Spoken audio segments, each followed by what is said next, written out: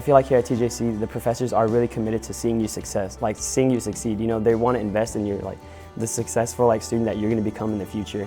And by doing that, they care for you. They're there for you. They'll text you, they'll send you emails and stuff, and they'll make sure that you're getting the most out of that you can out of the classes. When I got to community college, the big difference for me was in that transition. All of my professors were working professionals. They all were involved in their fields, so they did have other jobs, and then came to teach us, you know, in the evening or when they weren't at work. That was the biggest difference, and most of my colleagues are involved, like Dr. Hathcote is involved in research when she's not here teaching learning frameworks.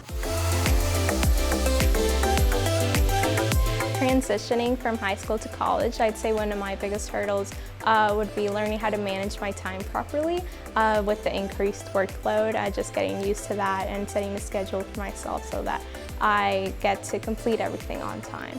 When you're in high school, there's a set schedule every day. When you get to college, you are expected to be able to handle that on your own. And for some students, that is a real eye-opener. You may have a 2-hour break between class, and it's up to you to get yourself back to class. It's up to you to figure out when you're going to eat lunch and where. There's just a lot of freedom. I don't think necessarily there's more homework in college than there is in high school.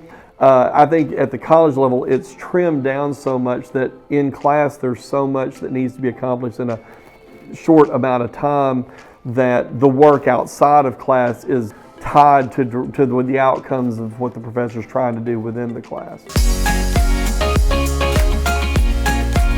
I am a parent of a college graduate, and when she transitioned from high school to college, it was a significant transition. Now, she chose to go to a community college for 2 years. She tells me that is the best experience she ever had. It also gave her a really strong academic foundation. She learned how to be a really great college student, and then when she transitioned to her 4-year college, she was ready, and she finished very strong.